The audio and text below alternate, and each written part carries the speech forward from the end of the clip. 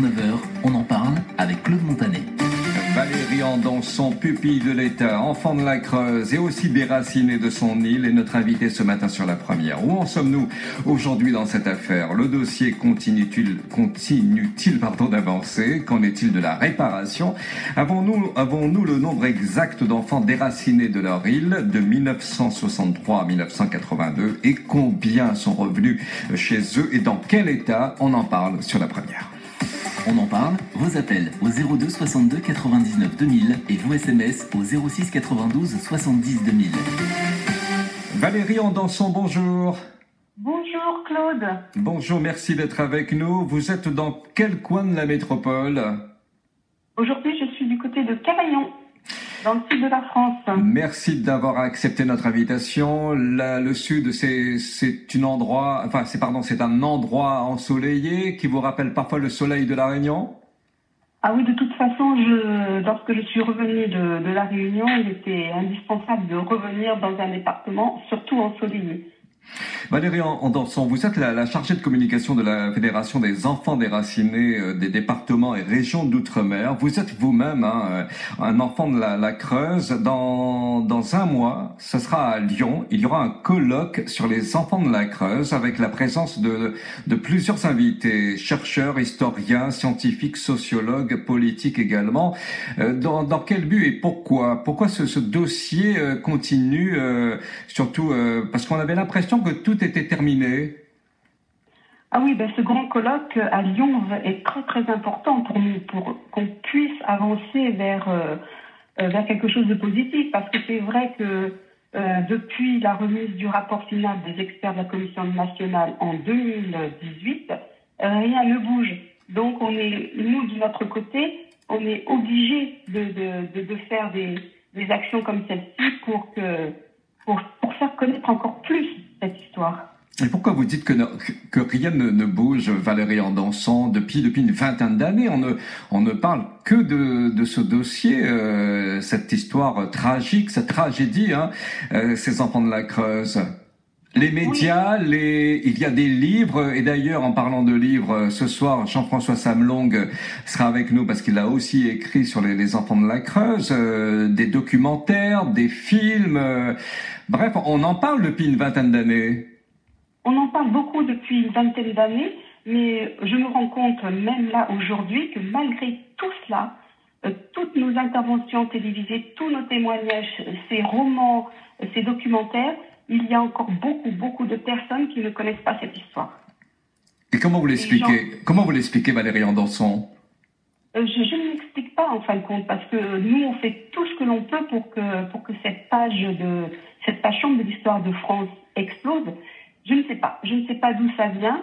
Et bon, quand je dis que rien ne bouge, c'est vrai que quand même on a bien avancé. Nous sommes allés très très loin, puisqu'il y a eu la résolution 2014 menée par Erika Barretsch qui a été votée à l'Assemblée nationale. Il y a quand même eu une expertise, donc une étude de 2 ans menée de 2016 à 2018. Mais c'est depuis cette remise du rapport final, Annick Girardin a fait des propositions publiques et depuis 2018, rien ne bouge. Rien.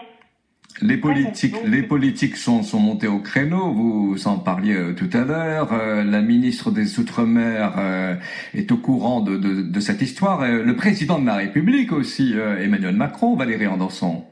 Ah oui, Emmanuel Macron a envoyé aux associations concernées un courrier qui dit bien, et ça je vais lire cette phrase parce qu'elle est importante, il apparaît à présent, avec une lumière du recul de l'histoire, que cette politique était une faute, car elle a aggravé dans bien des cas la détresse des enfants qu'elle souhaitait aider. Écrite, c'est une lettre écrite par Emmanuel Macron, le président de la République. Voilà, datée du 7 novembre 2017. Et en plus, cette lettre, on l'a reçue avant la remise du rapport final. Et c'est vrai que le jour de cette remise, Annick Girardin a bien mentionné, oui, il y a faute de l'État. Et c'est là qu'elle a fait des préconisations. Mais vraiment, nous sommes déçus parce que ces préconisations auraient dû être mises en place depuis un moment. La ministre des Outre-mer qui sera dans l'île. Et si vous étiez là, face à elle, Valérie Andanson? Je lui dirais qu'attendez-vous. C'est vraiment un manque de respect vis-à-vis des victimes et vis-à-vis de toutes les personnes qui ont travaillé sur ce dossier pendant 2 ans. Voilà, c'est vraiment pour nous un manque de respect. Vous demandez aujourd'hui réparation? Nous demandons réparation, mais au-delà de la réparation financière, c'est surtout mettre en place toutes ces préconisations, parce que les experts de la Commission nationale ont fait même, eux, dans leur rapport, plus de 20 demandes pour nous aider à avancer dans nos histoires. Et de ces 20 demandes, rien n'a été étudié. Donc c'est quand même pas normal. Valérie Andanson, oui. Oui, Valérie Andanson, oui. Pardon? Oui, non, c'est pas grave. Ne serait-ce que pour le travail de ces experts qui ont vraiment bossé pendant 2 années, un travail titanesque, quoi. Valérie Andanson, la chargée de communication de la Fédération des enfants déracinés des départements et régions d'Outre-mer, est avec nous jusqu'à 9h sur la première, elle-même enfant de la Creuse. On les appelle ainsi. Ils étaient plus de 2000 à partir de 1963 à 1982. Ça fait 20 ans maintenant que des initiatives sont prises pour dénoncer les transplantations de mineurs et demander réparation. Est-ce que cette histoire continue de vous choquer, vous qui écoutez la radio, ces enfants de la Creuse? Est-ce que vous souhaitez vraiment que l'on enseigne cette histoire à l'école? On en parle jusqu'à 9h. Vous composez le 02 62 99 2000 par SMS au 06 92 70 2000. On en parle, vos appels au 02 62 99 2000 et vos SMS au 06 92 70 2000. On les appelle les enfants de la Creuse. On en parle avec Valérie Andanson, chargée de communication de la Fédération des enfants déracinés des départements et régions d'Outre-mer. Est-ce qu'on a aujourd'hui le nombre exact, Valérie, d'enfants déracinés de leur île de 1963 à 1982? Nous avons le nombre exact puisque les experts de la Commission nationale ont annoncé un chiffre, 2150 enfants. Voilà. Par contre, est-ce que ce chiffre est juste?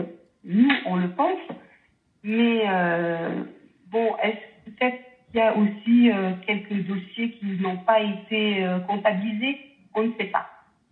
2150. Et ça, c'est une question importante parce que beaucoup nous la posent. C'est combien d'enfants sont rentrés chez eux? Combien de Réunionnais, de Réunionnaises ont quitté la métropole et sont revenus au pays? Il n'y en a pas tant que ça. Pas tant que ça? On n'a pas le chiffre, mais il n'y en a pas beaucoup. Pourquoi? Parce que beaucoup d'ex-mineurs sont dans des situations de précarité. Et donc n'ont pas les moyens financiers de revenir sur leur île. Et il y en a certains qui en ont envie, qui ne souhaitent que ça. Mais il faudrait vraiment qu'il y ait un dispositif qui puisse aider ces victimes à s'installer sur l'île.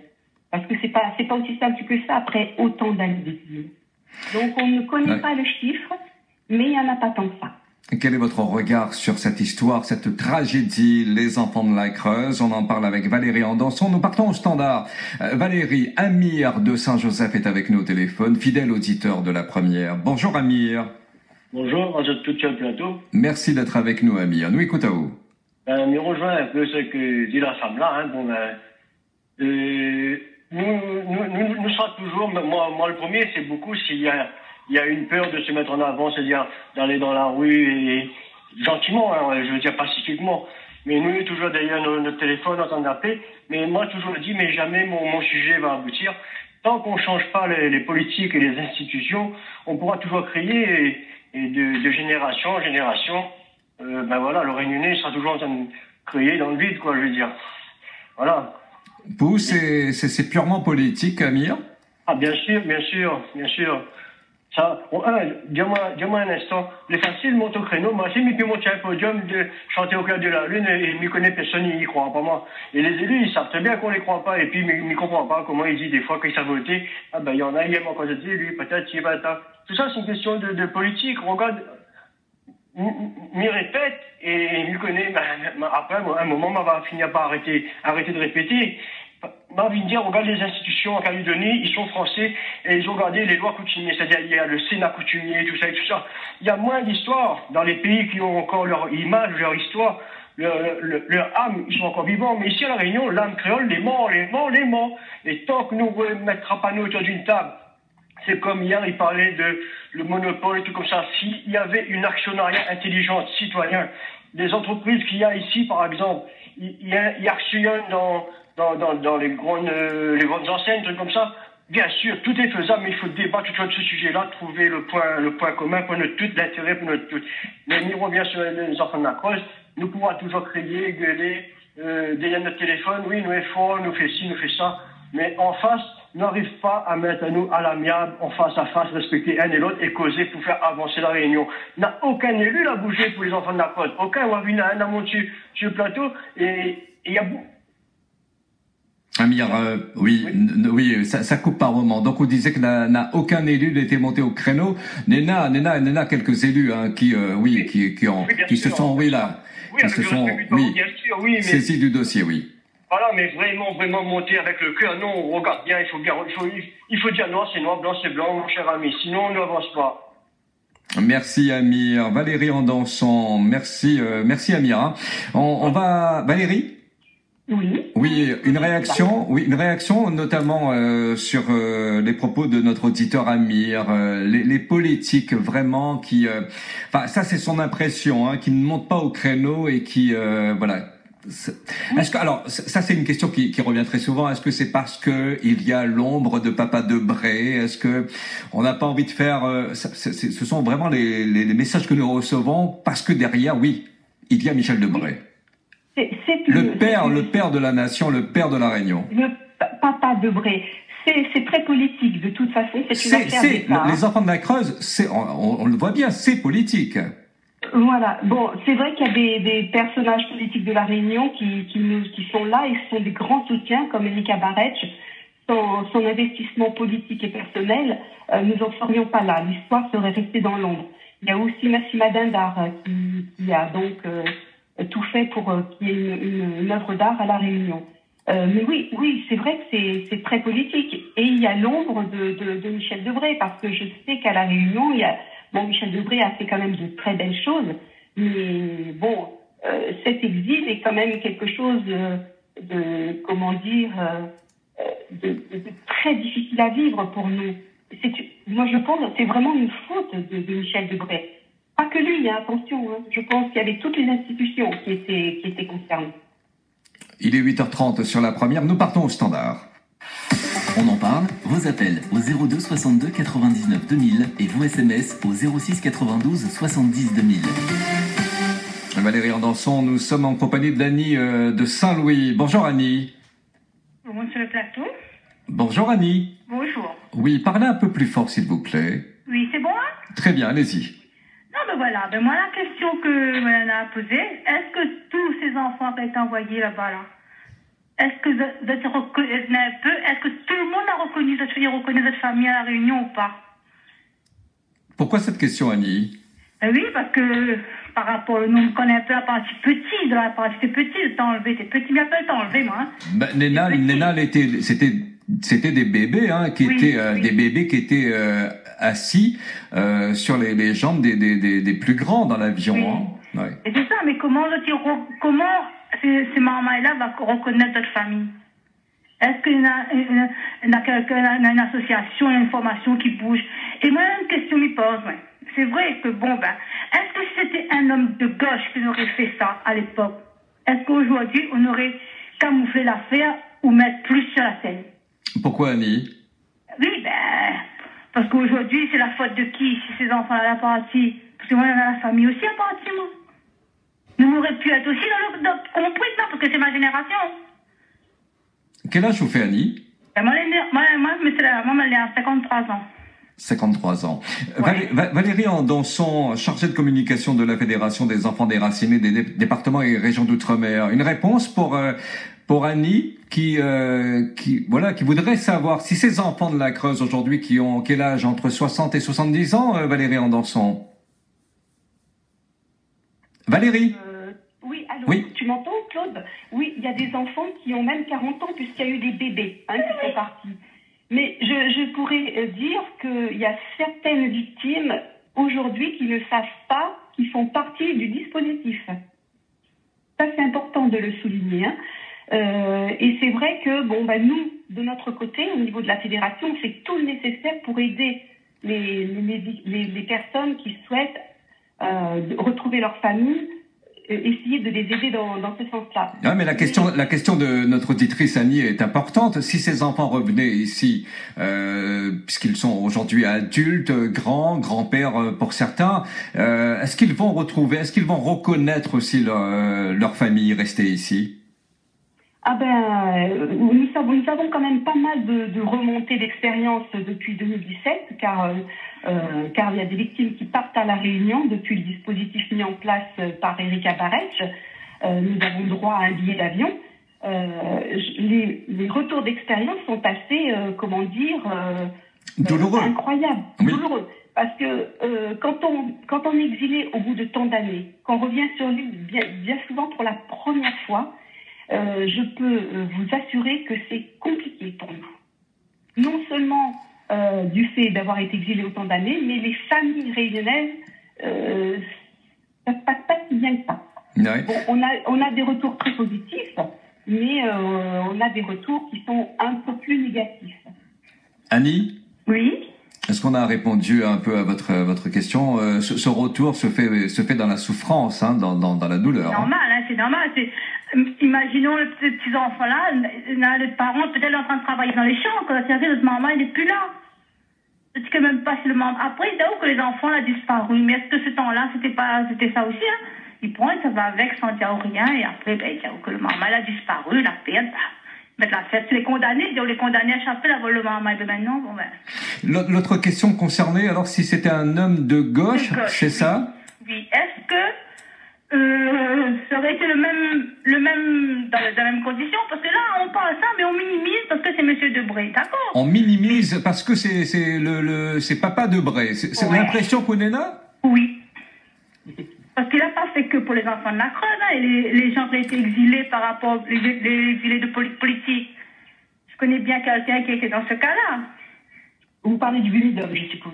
Il y a eu le Bumidum, il y a eu les enfants exilés, enfin ces Réunionnais qui ont été exilés de force, Oui, absolument, oui.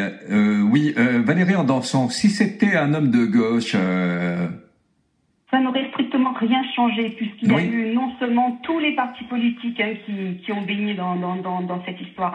Comme je disais tout à l'heure, il n'y a pas que Michel Debré, il y a toutes les institutions et tous les partis politiques. Parce qu'il faut savoir quand même qu'il y a certaines personnes qui ont dénoncé ce transfert et que malgré tout cela, ça a quand même continué pendant des années.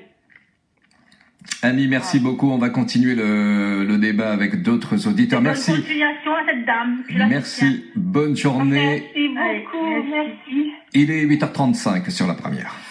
On en parle, vos appels au 02 62 99 2000 et vos SMS au 06 92 70 2000. Et nous sommes en compagnie de Joe de Saint-Benoît. Bonjour Joe. Bonjour.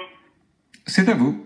Oui, là je vous appelle, j'entends parler des enfants. En fait, moi ça fait au moins 3 ans, je suis allé au département pour avoir des informations, pour voir, en fait, l'un de ceux là parti il pense qu'il a parti en fait, dans les fins des années 60 jusqu'à 70, quoi. Maman est née en 70.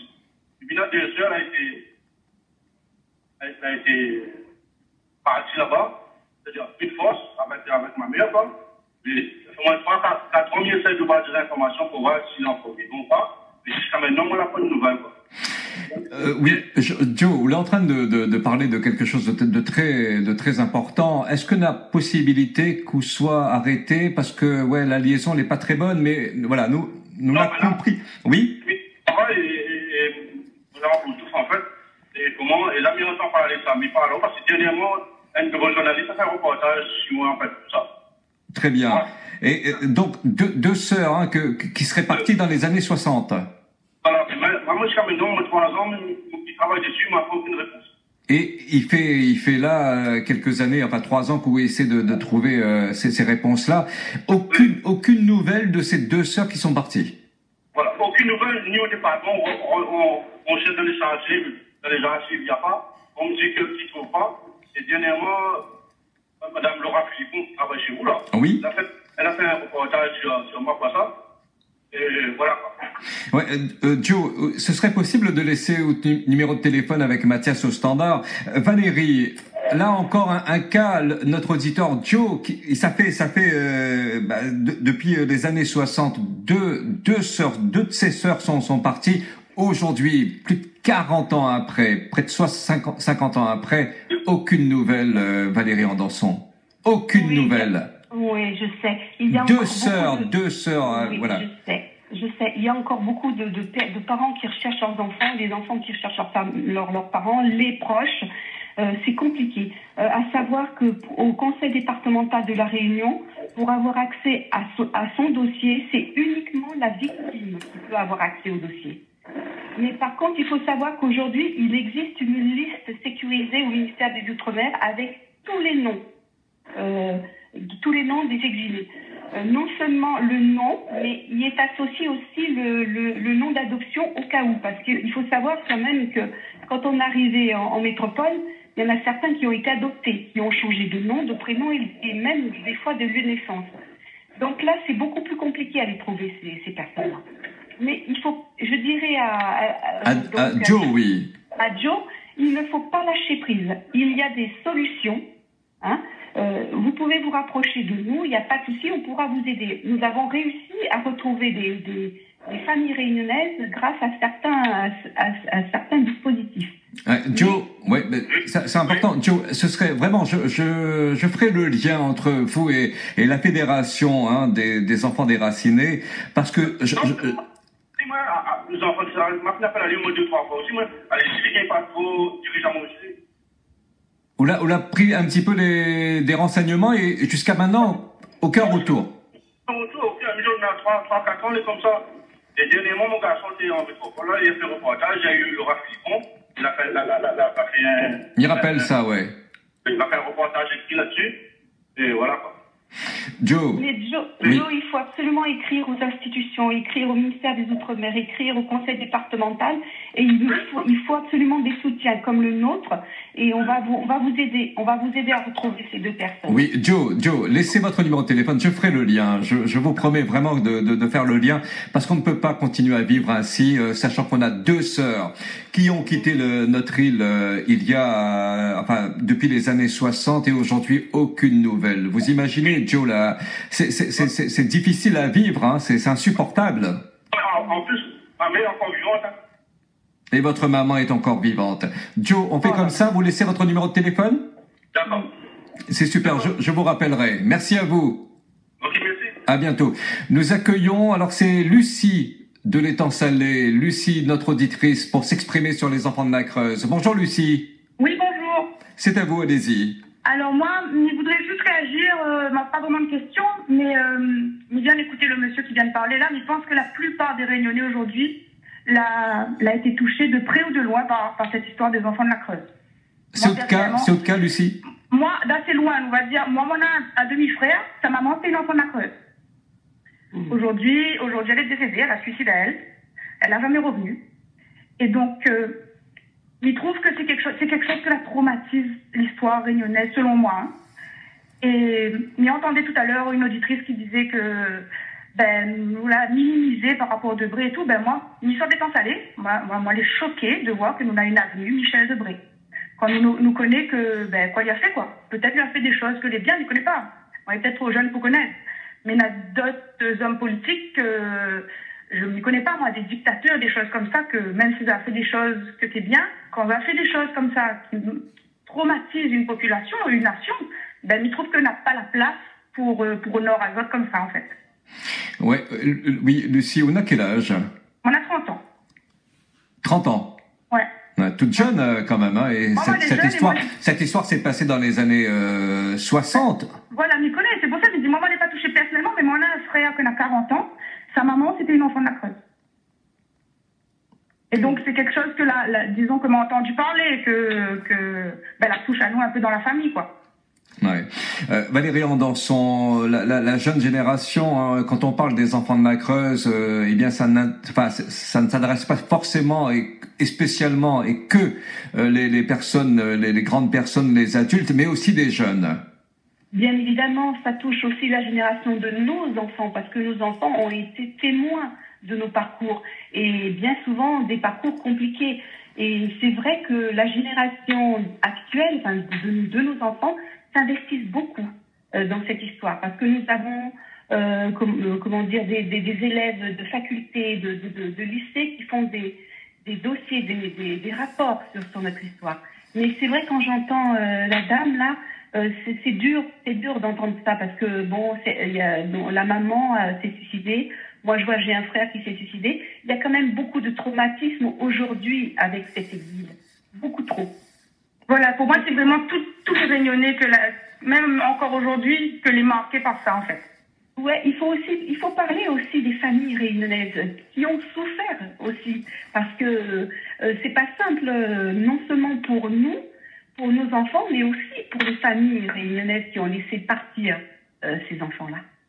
Lucie, merci. Vous restez avec nous jusqu'à la fin. Le débat continue de toute façon entre 17h et 19h. On recevra Jean-François Samlong pour son livre sur ces enfants de la Creuse. Merci Lucie. Merci à vous de parler de ces choses-là. Merci beaucoup Réunion Première. Merci à vous. Il est 9h moins le quart sur la première. Nous, avant d'avoir Hubert de Saint-André, alors c'est François Duport qui est avec nous. Bonjour François. Bonjour. Allez-y François. Bonjour. Bonjour François. François Cozin. Alors, Mamie voulait juste intervenir un petit peu là-dessus parce que il touche à moi aussi, même si moi je n'est pas concerné par ça. Mais comme nous mettons à nous dans le contexte historique, 2 secondes, hein. Oui, François, quand nous mettons à nous dans le contexte, c'est-à-dire. Oui. Alors, il y a eu l'implosion, la révolution et l'évolution. Et ici, à La Réunion, il y a eu l'esclavagisme, les esclaves, les débarqués. Après, c'était la colonisation. Et jusqu'à là, nous les colonisons encore de nos têtes de partout. Hein. Il y a la colonie, même si aujourd'hui, la départementalisation, il date de 46. Baisse la radio, François, parce qu'on a un petit retour derrière, elle est pas top. Donc, oui, où ça on veut en venir, ou là? Il veut en venir. La Réunion, il porte bien son nom, mais c'est aussi une terre de souffrance, vous comprenez? Oui. Parce que, quand il dit Réunion, là, pour moi, dans mon esprit, Réunion des peuples de l'humanité. Mais, il y en a aussi cette souffrance-là. Et il ne faut pas oublier qu'en 1962, Debré, il a eu aussi l'ordonnance Debré. On voit, il fait que, il y en a toujours cette déportation-là. Moi, ma sœur, elle est partie depuis 1966. Mais elle a eu le courage de débarrasser de ça. Et il vient à La Réunion, je sais pas, tous les 3, 4, 5 ans. Mais il est parti, hein, en 66. Parce que. Mais parti d'elle-même, c'est-à-dire avec le Bumidum? Oui, il arrive chez le Bumidum. Oui. Parce qu'à l'époque, comme il partait encore à l'école, au collège Saint-Carnot, et c'est peur à nous, tu dis nous, la tiloto rouge, ils volent le monde, ils volent marmaille. Ça, c'est pour les enfants de la Creuse, oui. Voilà. Et donc, maman qui vient chercher nous à l'école, justement, parce que nous étions une famille nombreuse, et comme, parce qu'il était bien ciblé, hein, ça va dans les familles nombreuses, où les gens, les illettrés, analphabètes, et ils attirent pour les enfants, pour justement, mais avec la complicité de tous les élus de La Réunion, hein, le préfet, tout le monde ensemble, hein, et c'est comme ça, hein.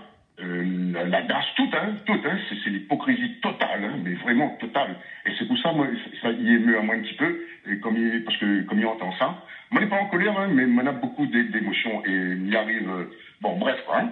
Pour revenir à ça, hein, on voit, aujourd'hui, que ça nous voit, c'est toujours pareil, hein, on voit qu'on était colonisé, ou qu'on veut dire, comme dit Michel Sardou à l'époque des colonies, on voit qu'on est colonisé, ben, il fait que ici, 60 ans après, tout le monde y en fout. C'est quoi d'être réunionnais? Des fois, ils posent moi la question, c'est quoi? Parce que tout le monde y en fout. Quand on voit tout ce qui se passe, il veut dire la vie de tous les jours, hein, l'alcool, tout d'un coup, les gens, quand ils vendent un parti de la Réunion, tout d'un coup, nous deviennent solidaires. Mais cette solidarité-là, il y en a un manque quelque part. Ouais.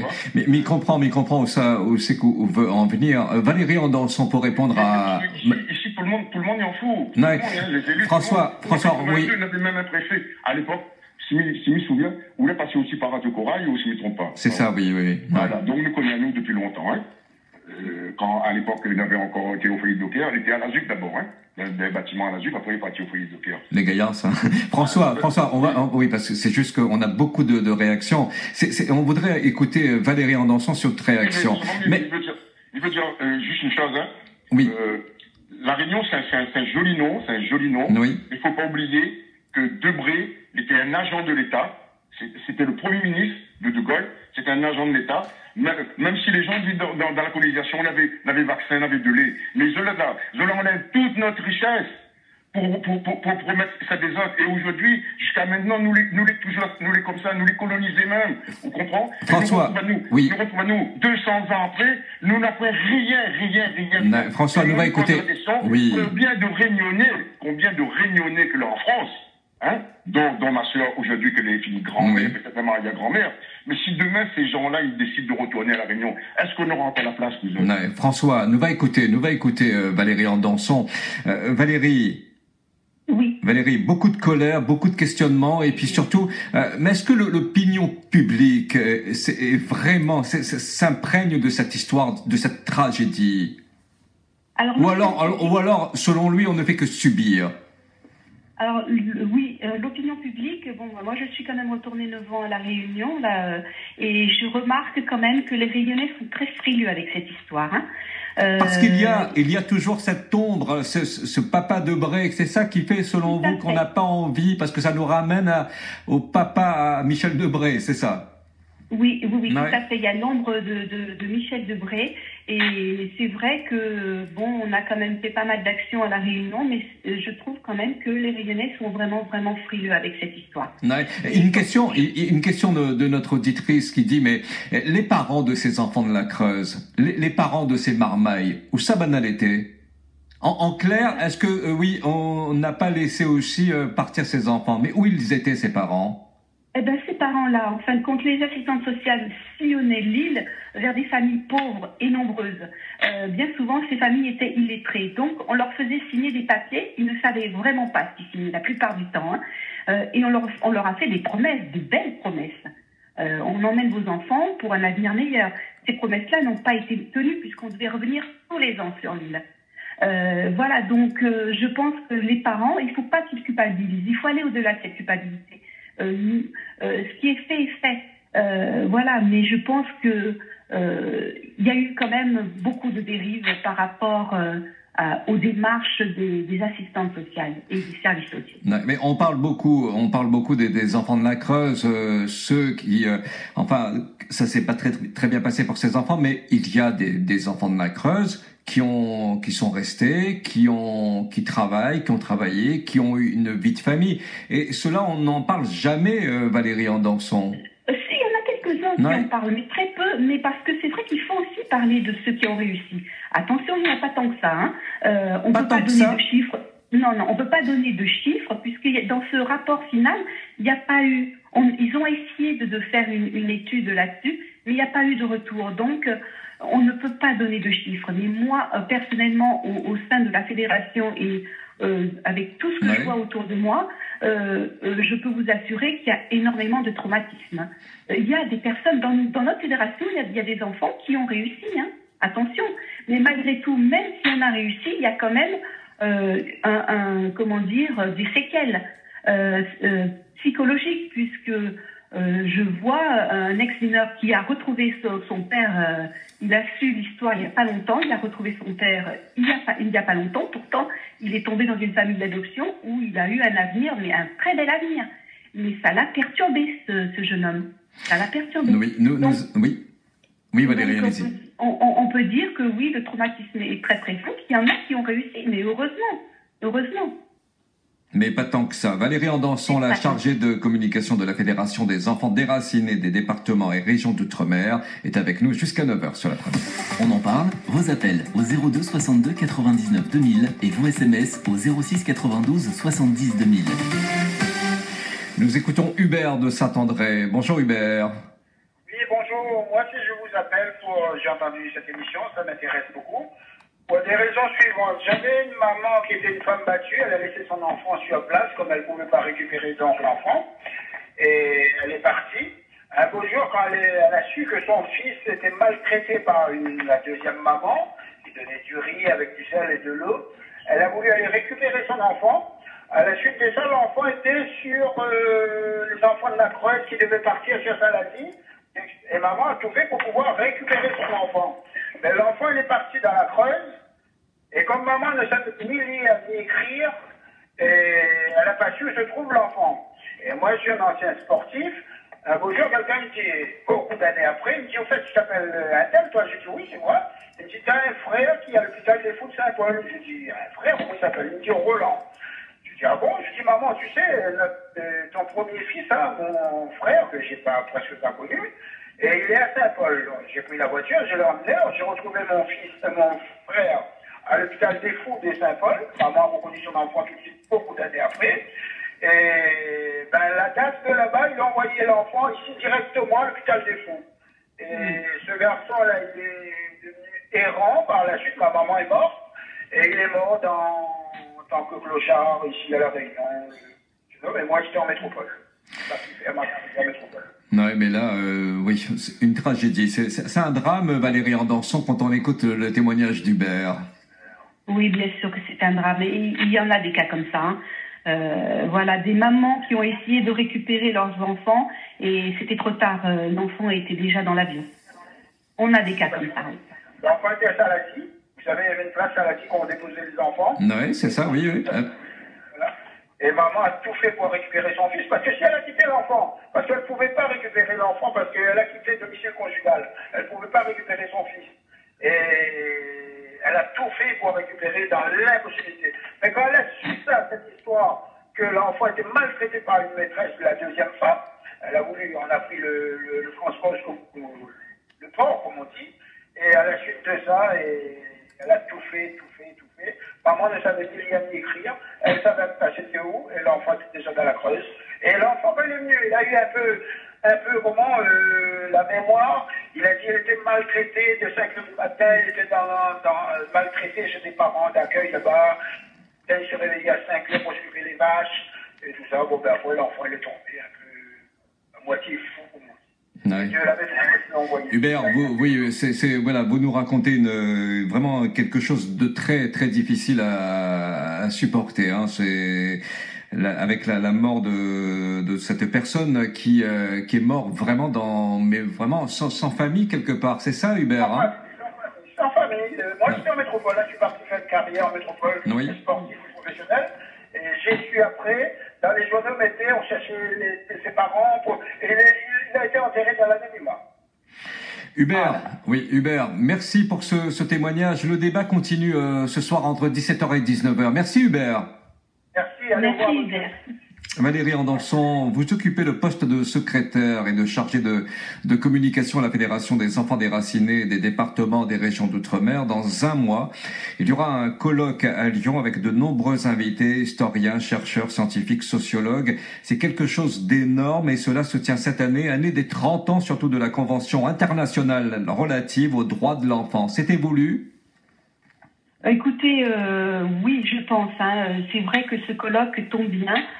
Surtout à 30 ans après, mais nous espérons sincèrement qu'il va nous propulser encore plus vers ce combat que l'on mène, qu'on puisse avoir enfin des réponses quand même à nos questions, parce que nous n'avons pas les réponses à toutes nos questions. Mais c'est vrai que ce colloque est important puisqu'il y a vraiment de grandes personnalités et surtout donc Erika Barretch, Philippe Vital, donc des historiens, Gilles Gauvin, tout ça. Moi j'y serai avec notre présidente et voilà, nous espérons que ce colloque sera une réussite pour nous. Valérie Andanson, on a entendu des témoignages poignants ce matin depuis que l'émission a démarré. Comme quoi, vous voyez, on entend toujours parler de ces enfants de la Creuse, le cas de ce monsieur mort dans la rue, il y a quelques années. Ouais, je dirais vraiment qu'il y a des parcours inhumains. Et je peux vous assurer que je m'entends des témoignages. Et il y a vraiment des parcours inhumains. Et c'est vraiment catastrophique. C'est pour ça qu'il est temps qu'on mette en place une cellule psychologique vraiment adaptée à notre situation. Valérie Andanson, merci beaucoup d'avoir été avec nous depuis la métropole. Vous êtes la chargée de communication de la Fédération des enfants déracinés des départements et régions d'outre-mer. Le débat continue à 17h tout à l'heure sur ces enfants de la Creuse. Et puis nous recevrons Jean-François Samlong pour son livre « Un soleil en exil ». Merci Valérie.